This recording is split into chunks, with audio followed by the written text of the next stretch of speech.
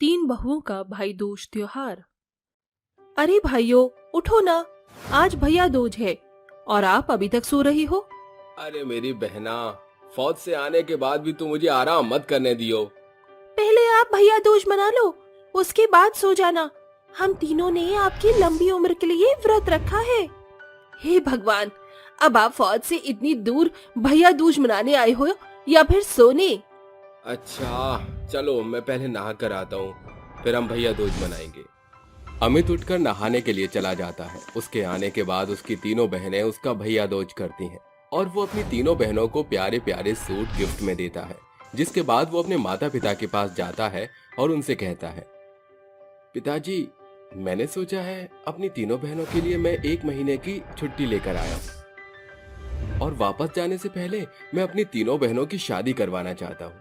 Border पर कब मेरे साथ क्या हो जाए मैं नहीं जानता, इसलिए चाहता हूँ मुझे कुछ हो उससे पहले मैं अपनी तीनों बहनों के हाथ पीले होते हुए देख लूं।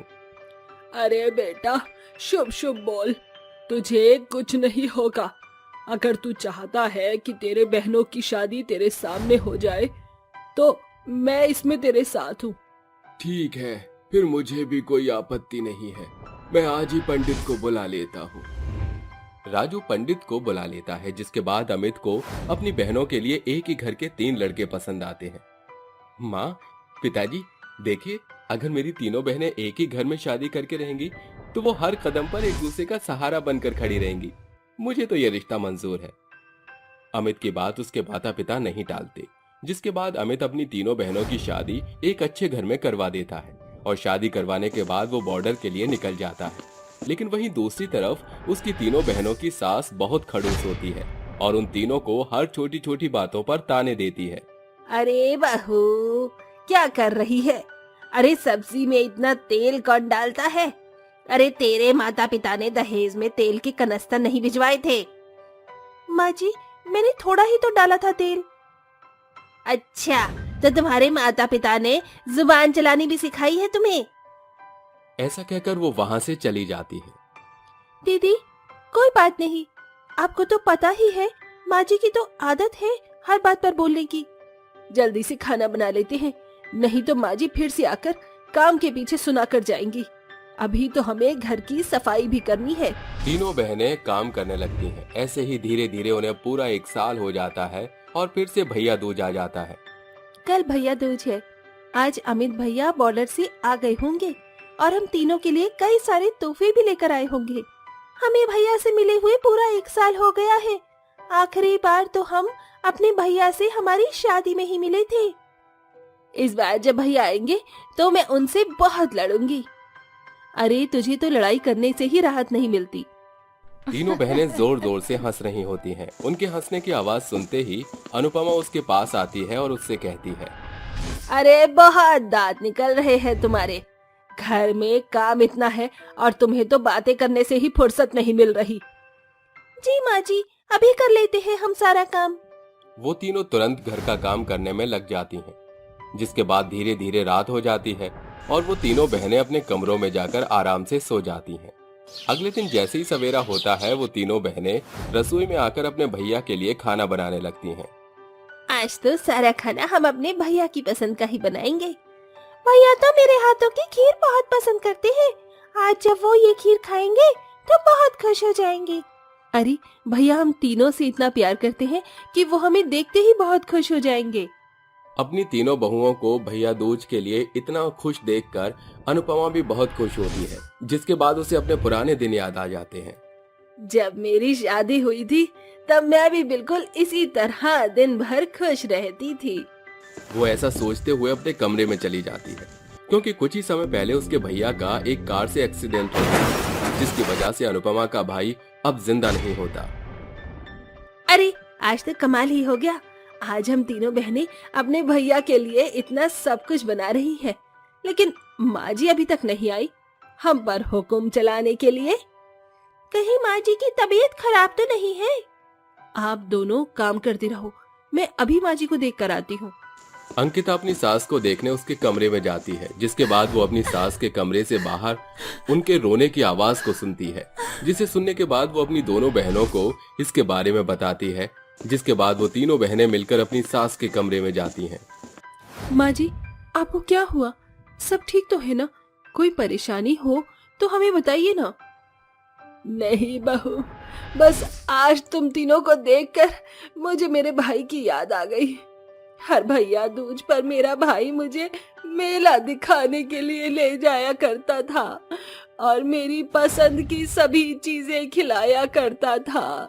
अनुपमा रोते हुए अपने बीते हुए कल की बात अपनी तीनों बहुओं को बताती है, जिसे सुनने के बाद उसकी तीनों बहुओं को बहुत दुख होता है और वो तीनों अपनी सास को हौसला देती हैं, जिसके बाद वो तीनों अपने भैया के आने का इंतजार करती हैं। सुबह से शाम हो गई है, भैया अभी तक नहीं आए हैं। अरे आते ही होंगे, शायद कोई जरूरी काम निपटा रहे होंगे। आज के दिन तो उनके लिए हमसे ज्यादा जरूरी और कुछ भी नहीं हो सकता। आने दो, जैसे ही आएंगे तो मैं उनको नहीं छोड़ूंगी, बहुत डांटूंगी। चलो, अब जब तक भैया आएंगे तब तक मैं टीवी चला लेती हूँ। जैसे ही अलीशा टीवी ऑन करती है, टीवी पर न्यूज चैनल ओपन हो जाता है, जिस पर बॉर्डर के जवानों की न्यूज चल रही होती है। आज के मुख्य समाचार ये है कि चीनी देश ने अचानक से दबे पांव हमारे बॉर्डर पर जवानों के ऊपर हमला कर दिया, जिसके चलते कई सारे हिंदुस्तान के फौजी भाई मारे गए हैं। आज भैया दूज वाले दिन कई जवानों ने अपने देश और अपनी बहनों की रक्षा करने के लिए अपनी जान कुर्बान कर दी। शहीद होने वाले सभी जवानों का नाम आपको यहाँ लिस्ट में मिल जाएगा।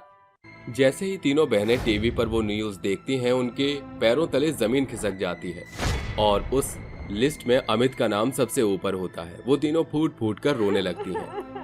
ऐसा नहीं हो सकता, मेरे भैया जिंदा है, वो हमसे भैया दूज मनाने जरूर आएंगे।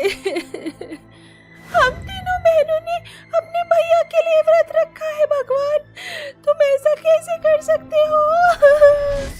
नहीं नहीं, ये सब झूठ है, कुछ नहीं हो सकता हमारे भैया को। हमारे भैया बहुत स्ट्रॉन्ग है, वो इतनी जल्दी हार नहीं मान सकते। अनुपमा अपनी तीनों बहुओं को इस तरह रोते हुए देख परेशान हो जाती है, जिसके बाद वो उन्हें संभालने की कोशिश करती है और उनसे कहती है, अरे बहू, संभालो खुद को, तुम्हें तो अपने भैया पर गर्व होना चाहिए। अरे तुम्हारे भैया ने कितने लोगों की जान बचाई है और अपने आप को देश के नाम कुर्बान कर दिया है। अनुपमा किसी तरह अपनी तीनों बहुओं को संभालती है और उनका हौसला बढ़ाती है, जिसके बाद 3 दिन के बाद भारत के इंडिया गेट पर उन तीनों के भाई को इंडिया गेट पर श्रद्धांजलि दी जाती है।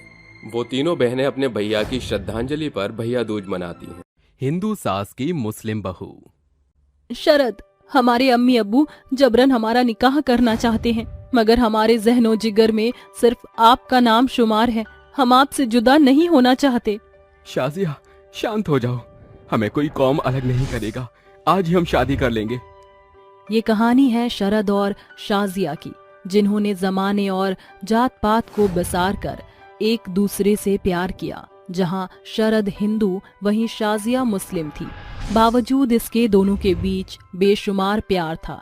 शरद शाजिया से शादी करके उसे घर लाता है। दरवाजे का डोरबेल बजते ही गंगा कहती है, अरे ये इतनी देर सांझ किसने दरवाजे पर दस्तक दी है, देखती हूँ। जैसे ही गंगा दरवाजा खोलती है, शरद हिचकते हुए कहता है, माँ, वो माँ, ये। अरे ये क्या हुआ शरद बेटा, तेरी तबीयत तो ठीक है? और तेरे बगल में ये बुरखा पोश कौन है? माँ, ये शाजिया है, मेरी बीवी और आपकी बहू। ये सुनकर जैसे गंगा का गुस्सा 7वें आसमान पर आ पहुंचता है। शरद, तू होश हवास में है, कहीं बौरा तो नहीं गया? माँ, शाजिया आपकी बहू है, हमने आज ही शादी की है। अस्सलाम वालेकुम अम्मी जान। अरे हट परे नाश पीटी, मैं इस बुरखा पोश को अपनी बहू बिल्कुल नहीं मानती। दुनिया में कुंवारी लड़कियों का हड़ताल हो गया था क्या, जो तूने इस मुसलमानिनी से शादी कर ली? बहुत हो गया माँ, आप सिर्फ मेरी बीवी की नहीं बल्कि अपनी बहू की बेइज्जती कर रही हैं। आप ही तो कहती हैं ना कि लड़कियों की जात पात और परिचय उसके ससुराल के साथ ही शुरू होता है। फिर क्या हुआ? मुझे मेरे शब्द याद ना दिला, इस मुस्लिम लड़की के पीछे मती मारी गई है। माँ, अगर आप शाजिया को बहू के रूप में स्वीकार नहीं करेंगी तो मैं इसी वक्त ये घर छोड़ दूंगा। शरद, वो आपकी अम्मी जान है, उनसे ऐसे ना बोलिए। अम्मी जान, आपको ठेस पहुंचाने का हमारा मंसूबा नहीं और ना ही आपके बुरी बातों का हमें मलाल है। हम तो महज आपसे एक मौका मांग रहे हैं। खुदा के खातिर हमें एक मौका दे दीजिए, हम बकायदा आपकी बहू बनकर दिखाएंगी। ठीक है, सिर्फ अपने बेटे शरद की खुशी के खातिर तुझे मौका दे रही हूँ। गंगा शाजिया को स्वीकार करने का स्वैंग रचाकर अपना स्वार्थ साधते हुए मन में कहती है, फिक्र मत कर मेरी मुस्लिम बहू, तुझ पर इतने जुल्म ढाऊंगी कि सास के सताओ से तंग आकर सप्ताह भर के भीतर ही यहाँ से चलती बनेगी। शाजिया शरद के साथ अपने जीवन की सुनहरी शुरुआत करती है। अगली सुबह वह 4 बजे के पहर उठकर कहती है, सूरज चढ़ने से पहले मुझे भोर की नमाज अदा करनी होगी। शाजिया नमाज अदा करने बैठ जाती है। तभी वहां से गुजर रही गंगा कहती है, पहले ये मुस्लिम बहू तेरे घर को मैला करे, इसे सबक सिखाना पड़ेगा। अरे ओ मेरी मुस्लिम बहू रानी, जल्दी से मेरे लिए चाय बना कर ला। गंगा जानबूझकर शाजिया को नमाज के बीच से उठाने के लिए ऐसा बोलती है। कुछ देर बाद नमाज अदा करके शाजिया गंगा को चाय देती है। ये लीजिए अम्मी जान, आपकी चाय। घंटे भर बाद चाय ला रही है। अरे तब से क्या गुइयां छील रही थी? अम्मी जान, हम सवेरे की नमाज अदा कर रहे थे। अल्लाह की इबादत के बीच से उठना तौहीन करना होता है, इसलिए देरी हो गई। शिव शिव शिव, यही दिन देखना बाकी रह गया था कि गंगा के घर में गीता की जगह कुरान की किताब पढ़ी जाए। ये कहकर गंगा चाय थूकते हुए निष्क निकाल कर कहती है, अरे राम राम राम, ये चाय की चाशनी मोई मेरी इस मुस्लिम बहू ने सवेरे सवेरे मुंह खराब कर दिया। अम्मी जान, आप खफा ना हो, हम आपके लिए दूसरी चाय बना लाते हैं।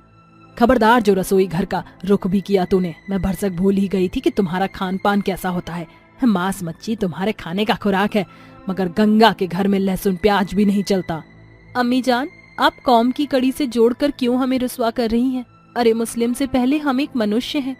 जब हमारी रगों में दौड़ने वाला खून और सर से लेकर साया एक समान है, तो ये बड़ा भेदभाव क्यों? अरे ओ मेरी मुस्लिम बहू, तेरे मनगढ़ंत बोल बाले से कुछ नहीं बदलने वाला। गंगा के बोल बाण में बदलकर शाजिया के मन को भीतर तक भेद देते हैं। तभी शरद शाजिया को समझाते हुए कहता है, शाजिया, तुम माँ की बातों का बुरा मत मानो। देखना वो जल्दी ही तुम्हें अपनी बहू के रूप में स्वीकार कर लेंगी। शरद, हम अल्लाह से यही दुआ करते हैं कि रंजिश हमारे घर से जल्द रुखसत हो जाए। गुजरते समय के साथ शरद काम के सिलसिले से बाहर जाता है। माँ, मैं सप्ताह भर की खातिर शहर जा रहा हूँ। आप अपना और शाजिया का ख्याल रखना। शरद को घर की दहलीज से गए कुछ ही पल हुए थे कि गंगा के गुस्से का गुब्बार शाजिया पर फूटता है। जाने कौन से तंत्र ताबीज से तूने मेरे बेटे को अपने बस में कर लिया है, जब देखो तेरे ही गुणगान करता है। अम्मी जान, आप अपनी बेगुनाह बहू पर ये गलीज इल्जामात ना लगाइए। गंगा अपनी मुस्लिम बहू शाजिया पर ताने की ताबड़तोड़ बौछार करके चल देती है। अगली सुबह जहां शाजिया नमाज अदा करती है, वहीं गंगा मंदिर में आरती अर्चना करती है। तभी शाजिया अपना हाथ आगे बढ़ाती है। शाजिया को मंदिर के भीतर खड़ा देख गंगा बिगड़ते हुए बोलती है, अरे ओ मेरी मूर्ख मुसलमान बहू, तेरी जरूरत कैसे हुई मेरे घर के मंदिर में घुसने की? भाग यहाँ से। गुस्से में आकर गंगा शाजिया को धकेल देती है। शाजिया की कोहनी लहूलुहान हो जाती है। अम्मी जान, ऐसी भी क्या गुस्ताखी कर दी हमने जो आप हमसे इस कदर खफा रहती हैं? सुनना चाहती है तो सुन। मेरी मनहूस मुस्लिम बहू, तेरा गुनाह ये है कि तूने गंगा के बेटे से ब्याह किया। तेरे चलते मेरे अरमान धरे रह गए। हम दोनों के रीत रिवायत एकदम परे हैं। तू इस हिंदू सास की मुस्लिम बहू है, बस यही गंगा को गवारा नहीं। गंगा की भड़ास शाजिया को बुरी तरीके से झकझोर कर रख देती है। शाजिया सारी रात अपनी सास के शब्दों को सोचती रहती है। या अल्लाह, ये कैसा इम्तिहान है हमारा। मुस्लिम होना हमारे मरहूम होने की वजह बन गया। रात के सन्नाटे में शाजिया की सिसकियां पूरे घर में गूंज उठती हैं। अगली सुबह गंगा जब सीढ़ियों से नीचे उतरती है, उसी बीच उसका पांव सीढ़ियों के बीच में उलझता है, जिसके साथ में सीढ़ियों से गिरते हुए गंगा बेहोश हो जाती है। ये देख शाजिया स्तब्ध हो जाती है।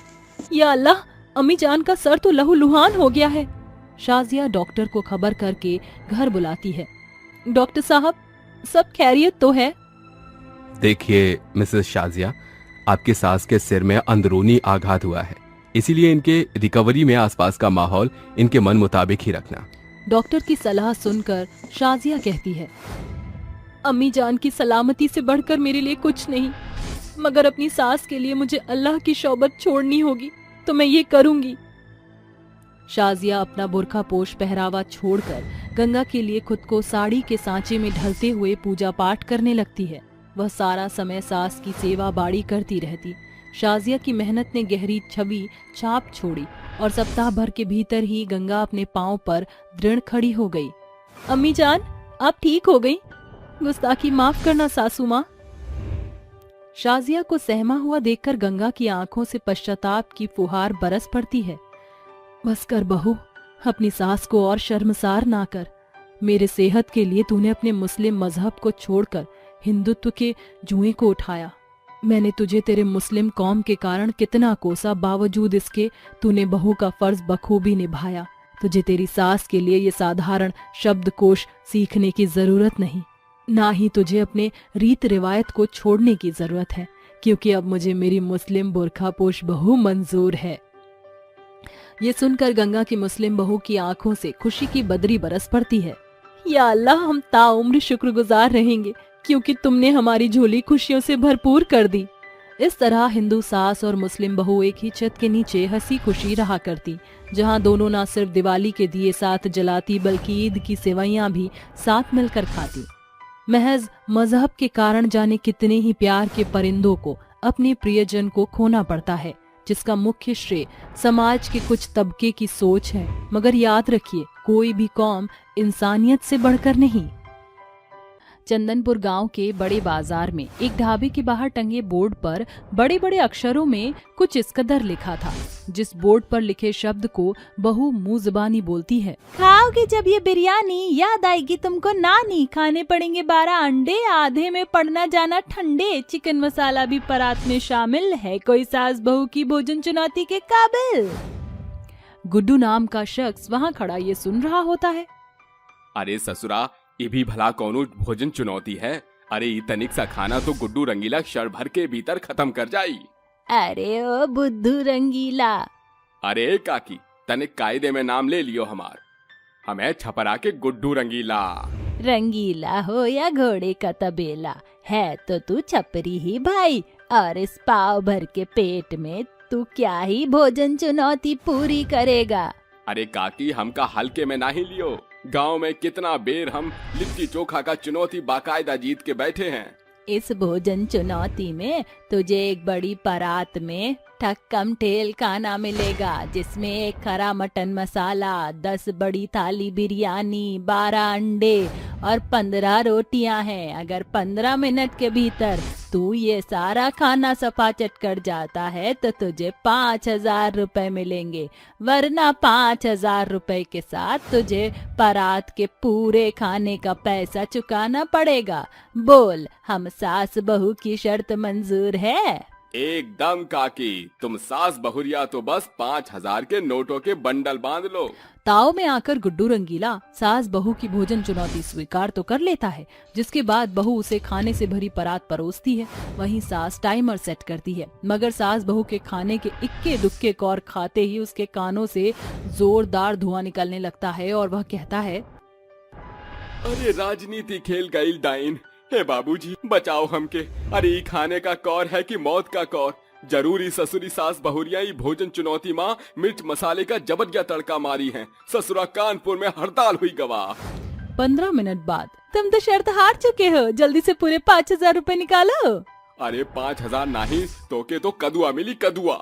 ये सुनकर गुस्से से बौखलाई बहू रज्जो गुड्डू की गर्दन पकड़कर कहती है, गुड्डू रंगीला, पूरे 5,000 रुपए निकाल दे, वरना ऐसा हाल करूंगी कि गुड्डू रंगीला से ढीला बनता डोलेगा।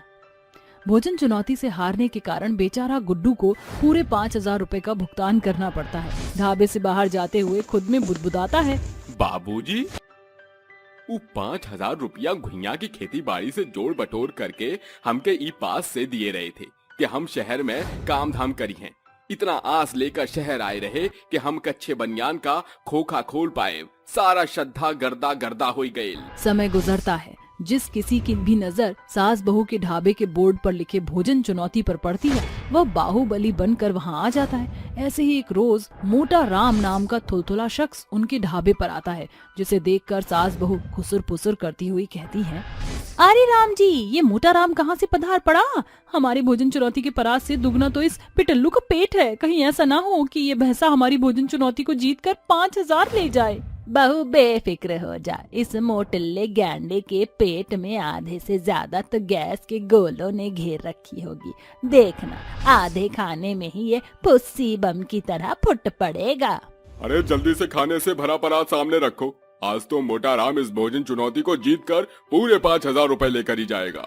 रज्जो झटपट से मोटा राम के आगे खाने से लबालब भरी परात परोसती है, जिसमें 10 बड़ी थाली बिरयानी, 12 अंडे, 15 रोटियां और खरा मटन मसाला होता है।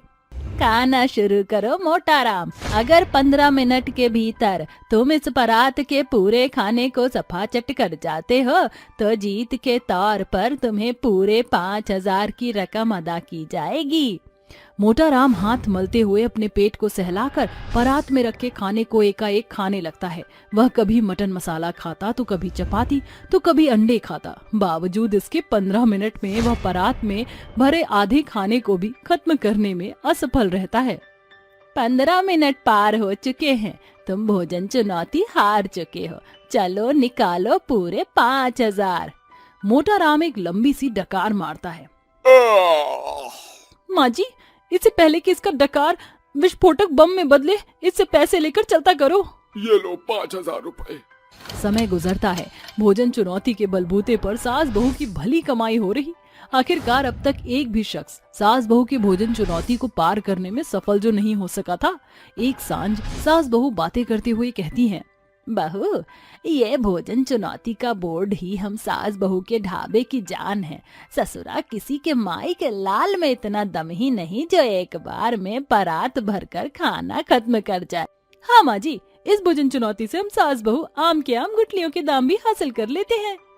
सास बहू की भोजन चुनौती की खबर आसपास के सभी गांव में सनसनीखेज कर देती है। तभी एक दिन रमीला, शर्मिला और उर्मिला नाम की 3 बहुएं वहां आकर सास बहू के भोजन की चुनौती को चैलेंज करती हैं। हेलो आंटी जी, हम तीनों बहुएं आप सास बहू की भोजन चुनौती को चैलेंज करते हैं। तीनों बहुओं का स्लिम फिगर देखकर सास बहू एक दूजे को एकटक निहारते हुए बोलती हैं, अरे ये तुम तीनों बहुओं के बस की बात नहीं। अरे अच्छे खासे लोग भी हमारी इस भोजन चुनौती को भरसक जीत ना सके। सासू माँ, इन तीनों बेजान बहुओं को खाने की जरूरत है, खाने दीजिए। मगर हमारी एक शर्तें हैं। अगर हम बहुएं इस भोजन चुनौती को पूरा कर गईं, तो आगे से आपको हम बहुओं को हमेशा मुफ्त में खाना खिलाना पड़ेगा। हाँ, हमें मंजूर है, पहले जीत तो जाओ। रज्जो तीनों बहुओं के लिए बड़ा सा खाने का टेबल लगाकर उन तीनों के आगे खाने से लबालब भरी पूरी परात रख देती है। तभी सरिता कहती है, तुम तीनों का समय शुरू होता है। तीनों बहुएं तेज तर्रार रफ्तार से खाने लगती है। कभी वह मटन खाती तो कभी गपागप अंडे खा रही थी। ये देखकर सास बहू के पसीने छूट जाते हैं। तभी वह कहती हैं, अरे रज्जो बहू, लगता है आज पूरे 15,000 पानी में बहने वाले हैं।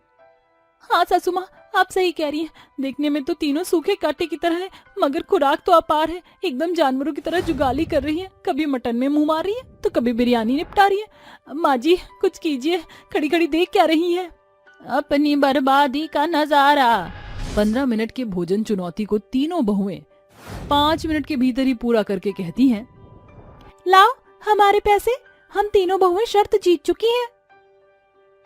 तुम तीनों साधारण इंसान नहीं हो, जरूर तुम भुक्खड़ दानव हो, इसीलिए इस कठिन भोजन चुनौती को 5 मिनट में पार कर गई। आंटी जी, ये भोजन चुनौती तो हमारे लिए कुछ भी नहीं है। हम बहुएं इससे भी भारी भोजन चुनौती को जीत चुकी हैं।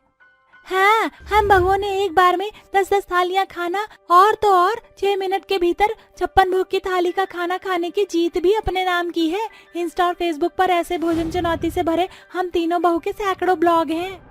ये सुनकर सास बहू के चेहरे पीले पड़ जाते हैं। ना चाहकर भी भोजन चुनौती जीत जाने के कारण उन्हें तीनों बहुओं को पूरे 5-5 हजार रुपए का भुगतान करना पड़ता है।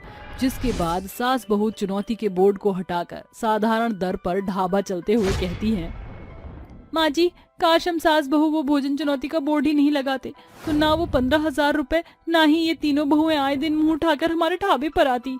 हाँ बहू, पर अब पछता कर क्या होगा जब चिड़िया चुग गई खेत। इस तरह सास बहू को बड़ा सबक मिलता है, जिसके बाद भावी भविष्य में वह भोजन चुनौती जैसे चैलेंज को फिर ढाबे के लिए नहीं अपनाती और ढांढस बांधकर मेहनत के बलबूते पर ढाबा चलाती हैं। गरीब वर्सेस अमीर सास बहू की नवरात्रि। बेचारी गरीब परिवार की मोना घर का खर्च चलाने के लिए कविता नाम की अमीर सास बहू के घर में झाड़ू पोछा का काम किया करती थी।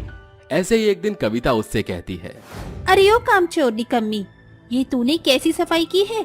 इस टाइल पर इतनी गंदगी लगी है, साफ कर, अभी मैं फिसल जाती तो। माफ कीजिए मालकिन, अभी करती हूँ साफ। और इतने अच्छे से साफ करना कि मेरी शक्ल उन टाइलों में दिखे। फिर माँ जी को बादाम का दूध दे देना। जी मालकिन। मोना रगड़ रगड़ कर उस टाइल को साफ करने लगती है। झाड़ू पोछा के बाद उसकी सास शनाया को दूध देने जाती है। बड़ी मालकिन, ये लीजिए बादाम का दूध। वैसे तूने तो कभी बादाम का दूध नहीं पिया होगा ना। खैर, तेरे घर में तो दूध भी नहीं होगा, तू इतनी गरीब है, बादाम तो बहुत दूर की बात है। हाँ मालकिन, आपने सही कहा, हमारे घर में इंसान 2 वक्त की रोटी खा ले वही बहुत है। शुक्र है हम इतने अमीर हैं, तुम लोगों की तरह खाने के लिए मोहताज नहीं होना पड़ता। बड़ी मालकिन, मुझे आपसे एक मदद चाहिए थी। वो कल नवरात्रि है ना, तो माता की स्थापना करने के लिए पूजा का कुछ सामान लाना था, तो आप मुझे कुछ पैसे तारीख से पहले दे देंगी? अरे हम भूल कैसे गए, नवरात्रि है कल से। मुझे भी तो सब तैयारी करनी होगी ना। इस बहू ने भी मुझे याद नहीं दिलाया। तुझे कोई पैसा वैसा नहीं मिलेगा, समझी? जिस तारीख को पैसे मिलते हैं तभी मिलेंगे। जाकर काम कर। जी बड़ी मालकिन। दुखी मन से उसकी बात सुनकर घर के काम खत्म करके शाम को अपने घर आ जाती है, जहां उसका बीमार पति सुरेश बिस्तर पर था और सास बबीता चूल्हा जला रही थी। अरे बहू, तू आ गई? देख तो ये चूल्हा बिल्कुल भी नहीं जल रहा है। माँ जी, आप खाना बनाने जा रही थी?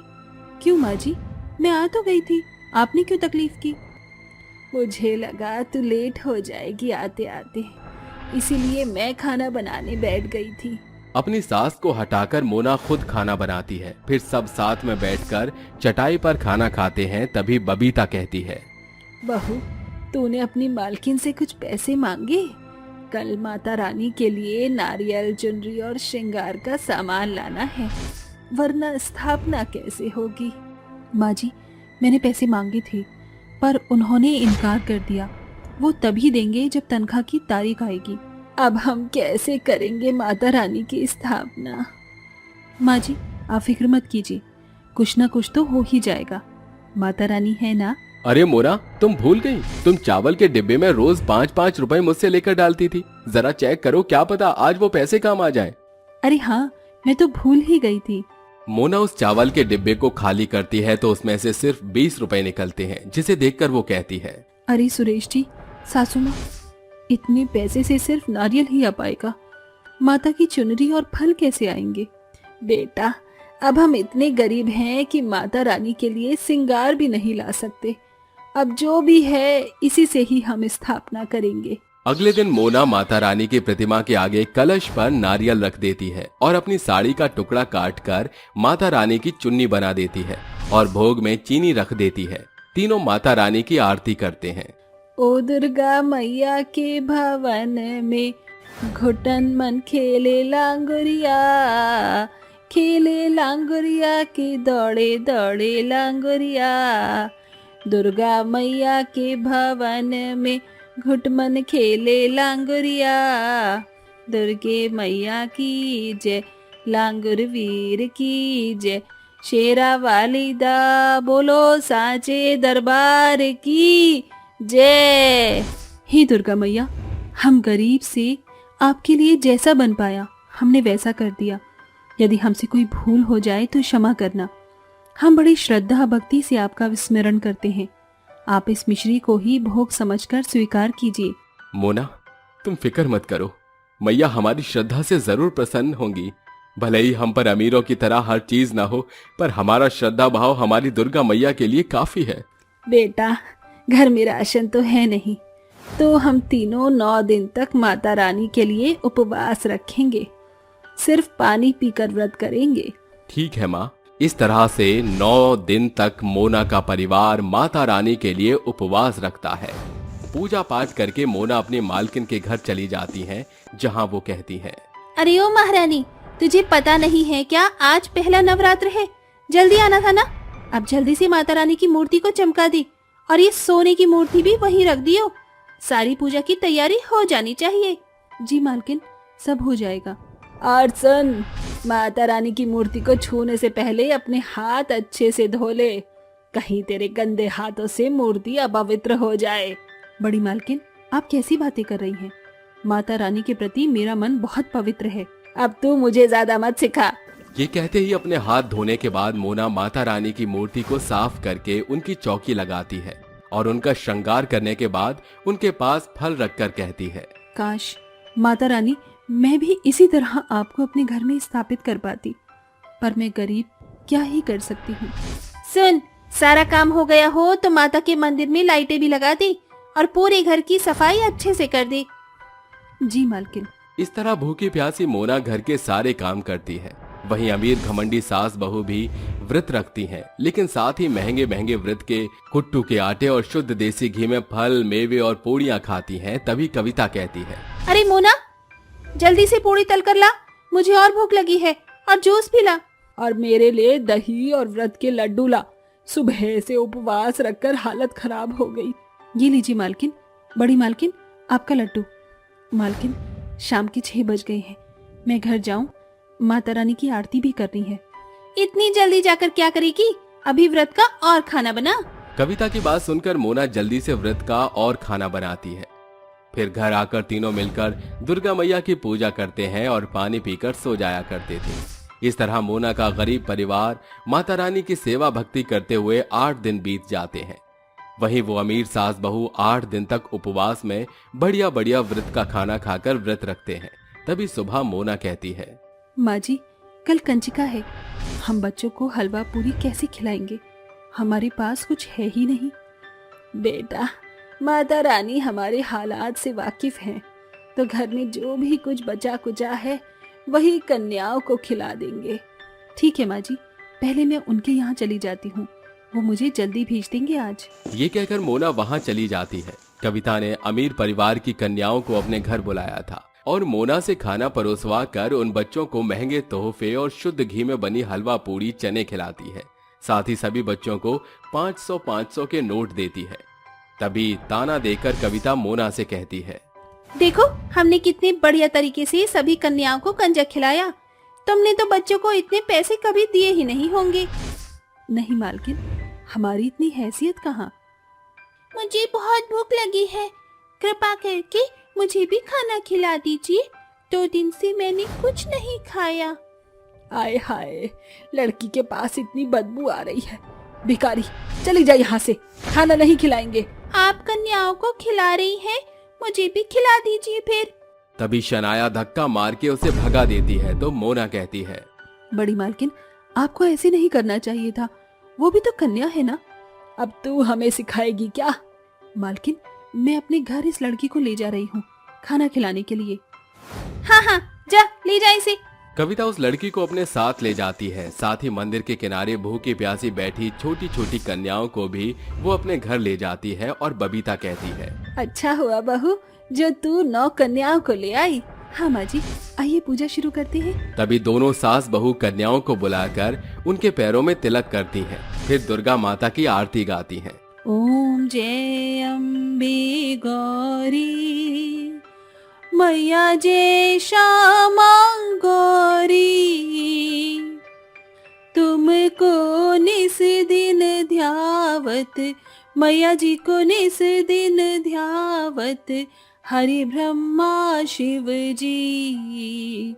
ओम जय अम्बे गौरी। घर में जो भी खाना होता है सरसों के तेल से बना था। वो सारा खाना 9 कन्याओं को खिला देती हैं। तो मोना कहती है, बच्चों, क्या तुम सभी ने अच्छे से पेट भर लिया और खाना चाहिए क्या तुम्हें? नहीं आंटी, हमारा पेट भी भर गया, आपने इतने अच्छे से खिलाया है। तभी वो 9 कन्याएं एकत्रित होकर देवी मैया का रूप ले लेती हैं और कहती हैं, पुत्री, मैं तुम सभी की श्रद्धा भक्ति से अत्यंत प्रसन्न हूँ। सभी ने निष्फल होकर मेरी आराधना की, इसीलिए मैं तुम्हारी गरीबी को दूर करती हूँ।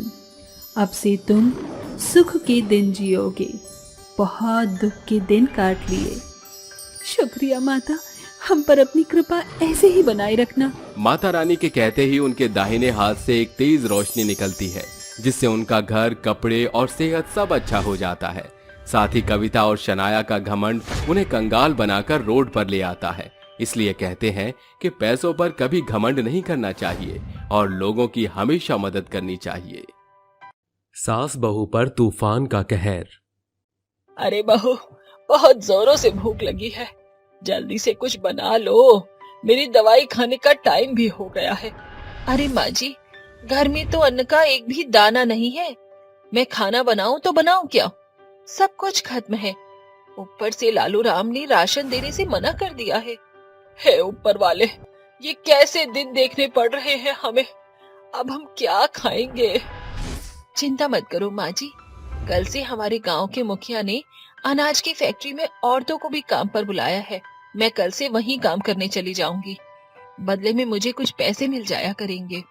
अरे बहू, पता नहीं पिछले जन्म में मैंने कौन से पुण्य किए होंगे, जिसकी वजह से मुझे तू मिली है। मेरे बेटे के गुजरने के बाद भी तूने मेरा साथ नहीं छोड़ा। तू मेरी बहू नहीं, बेटी है मेरी। ऐसा कहकर लीला समीरा को गले से लगाती है और उस रात वो दोनों सास बहू घड़े से पानी पीकर सो जाती हैं। अगले दिन बेचारी समीरा भूखी प्यासी मुखिया की फैक्ट्री में काम करने के लिए पहुंच जाती है। बेचारी इतनी भूखी थी कि उसे अनाज की बोरियां तक उठाई नहीं जा रही थी। उसकी ये हालत देखकर मुखिया उसके पास जाता है और उससे कहता है, अरे तुम्हारी हालत तो बहुत ज्यादा बिगड़ रही है, अगर ऐसी हालत में काम करोगे तो कहीं बेहोश होकर गिर न जाओ। हे ऊपर वाले, कहीं मुखिया मुझे काम से न निकाल दे। अगर इसने मुझे काम से निकाल दिया तो आज फिर हमें भूखा सोना पड़ेगा। समीरा इतना सोच ही रही होती है कि तभी मुखिया अपनी जेब से पैसे निकालता है और समीरा को देते हुए कहता है, ये लो बहन, मुझे लगता है कि तुमने खाना नहीं खाया है, पहले जाओ कुछ खा लो, उसके बाद काम कर लेना। ये देखते ही समीरा की आंखों से आंसू निकल आते हैं और वो रोते हुए कहती है, मुखिया जी, आप तो साक्षात देवता निकले। भगवान हर किसी को आपके जैसा दिल दे, जो गरीबों की सहायता करने में जरा भी संकोच नहीं करता। ऐसा कहकर समीरा मुखिया से पैसे ले लेती है, जिसके बाद वो खाना खाने के लिए चली जाती है। खाना खाने के बाद वो ठीक हो जाती है और अनाज की बोरियां उठा उठाकर ऊपर ले जाने लगती है। दिन भर कड़ी मेहनत के बाद रात को मुनीम सभी मजदूरों को पैसे देने लगता है। दिन भर की हुई मेहनत का पैसा अपने हाथ में देखकर समीरा को बहुत खुशी मिलती है और वो पैसे ले जाकर अपने घर का राशन भरवाती है और खाना बनाकर अपनी सास को परोसती है। अरे बहू, आज तो हमने खाना खा लिया, लेकिन कल का क्या? कल कैसे गुजरेगा? चिंता मत करो माँ जी, कल भी मैं मुखिया की फैक्ट्री में जाकर काम करूंगी और पैसा कमाऊंगी।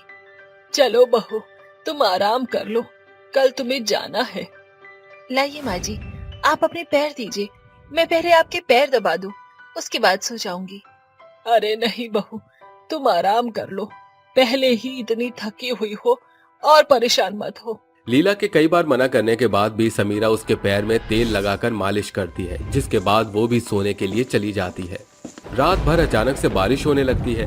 देखते ही देखते जैसे ही सुबह होती है, सुबह तक समीरा के घर में चारों तरफ पानी ही पानी होता है। हे भगवान, ये क्या? चारों तरफ पानी ही पानी दिख रहा है, घर का सामान भी पानी में तैर रहा है। अब मैं क्या करूं? तभी अचानक से लीला की आंखें खुलती हैं और वो अपने आसपास देखती है। ओहो, ये सब क्या हो रहा है? इतना पानी कहाँ से आया? तभी समीरा घर का दरवाजा खोलकर बाहर की तरफ देखती है। जैसे ही वो बाहर देखती है, बाहर चारों तरफ सुनामी आई होती है, जिसकी वजह से समुद्र का पानी गांव के चारों तरफ भर जाता है। हमारे गांव में सुनामी आई है, इसीलिए चारों तरफ पानी भरा हुआ है। अरे जरा माँ जी देखो, सभी के घर भी पानी में बह गए हैं। चलो चलो, हमें यहाँ से चलना चाहिए, नहीं तो हमारे घर को बहने में देर नहीं लगेगी। जैसे ही समीरा और लीला अपने घर से बाहर आती है, सुनामी के चलते उनका घर भी पानी में बहने लगता है और सुनामी का पानी उसकी गर्दन तक पहुंच जाता है। बेचारी लीला और समीरा दोनों पानी में तैरती हुई ऊंचाई तक जाने की कोशिश करती हैं। तभी उन्हें पानी के अंदर एक लकड़ी का दरवाजा तैरता हुआ नजर आता है। अरे ये तो लकड़ी का दरवाजा है। एक काम करती हूँ, माँ जी को इसके ऊपर बैठा देती हूँ। समीरा अपनी सास लीला को लकड़ी के दरवाजे के ऊपर बैठा देती है, जिसके बाद वो लकड़ी के दरवाजे को तैराती हुई जंगल के पास एक ऊंची सतह पर ले जाती है जहाँ पानी कम होता है। वो वहां से कुछ लकड़ी इकट्ठा करती है और सबसे पहले लकड़ियां जलाकर अपने और अपनी सास के कपड़े सुखाने की कोशिश करती है। चारों तरफ सुनामी का पानी भरा हुआ है, इस तरह तो हम यहाँ पड़े पड़े मर जाएंगे। अब मैं क्या करूँ? ये सोचकर समीरा जंगल की तरफ जाकर कुछ खाने पीने का ढूंढने लगती है। तभी उसे जंगल में कीचड़ के अंदर कमल ककड़ी दिखाई देती है। वो तुरंत कमल ककड़ियां कीचड़ से निकालती है और उन्हें ले आती है, जिसके बाद वो पानी में बहते हुए कुछ बर्तनों को निकाल लेती है और कमल ककड़ी बनाकर अपनी सास को खिला देती है और खुद भी खा लेती है। माँ जी, जब तक ये तूफान बंद नहीं हो जाता तब तक हमें यहीं किसी न किसी तरह अपना गुजारा करना होगा। हाँ हाँ बहू, तू सही कहती है। इस किनारे हम लोग बिल्कुल सुरक्षित हैं। हमें यहीं किसी तरह अपना गुजारा करना होगा। एक दो दिन तो समीरा और लीला अपना गुजार कर लेती हैं, लेकिन तूफान थमने का नाम ही नहीं लेता, जिसके चलते लीला की अचानक से तबीयत खराब हो जाती है और उसे बहुत तेज बुखार आ जाता है। लीला समीरा से कहती है, देखो बहू, ये तूफान थम ही नहीं रहा, ऊपर से मेरी तबीयत भी खराब हो गई है। अब तुम मुझे छोड़ो और अपनी जान बचाकर यहाँ से चली जाओ। नहीं माँ जी, मैं आपको छोड़कर कहीं नहीं जाऊंगी। आपके अलावा मेरा इस दुनिया में है ही कौन? लीला कई बार समीरा को जाने के लिए कहती है, लेकिन समीरा उसकी एक भी बात नहीं सुनती और उसका ख्याल रखने लगती है। इतने आंधी तूफान में भी समीरा जंगल से किसी तरह लकड़ियां इकट्ठा करती है और उन्हें जलाकर अपनी सास लीला को गर्माहट देती है। ऐसे ही कई दिन तक तूफान के चलते बेचारी समीरा और लीला को बहुत ही बुरे वक्त से गुजरना पड़ता है। एक दिन जैसे ही सवेरा होता है, समीरा की आंख खुलती है तो वे अपने चारों तरफ देखती हैं। अरे वाह, तूफान बंद हो गया। देखो माँ जी, तूफान थम गया और चारों तरफ का पानी भी खत्म हो गया। अब हम लोग अपनी जिंदगी दोबारा से शुरू कर सकते हैं। हाँ बहू, तूने सही कहा। अब सब कुछ ठीक हो जाएगा। उस तूफान के चलते गांव के कई सारे घर तबाह हो जाते हैं और कई लोग बेघर हो जाते हैं। ज्यादा से ज्यादा लोग तो तूफान के चलते मर चुके थे, उनमें से कुछ लोग बचे हुए थे। तूफान के थमने के बाद समीरा अपने गांव में एक नई जिंदगी की शुरुआत करती है और अनाज की खेती बाड़ी शुरू कर देती है। कुछ समय में लीला और समीरा दोनों एक अच्छी खासी जिंदगी जीना शुरू कर देते हैं। अब उनकी जिंदगी में कोई समस्या नहीं होती, क्योंकि मुसीबत के समय वो दोनों मुसीबत का मिलकर सामना करते हैं और कभी हार नहीं मानते।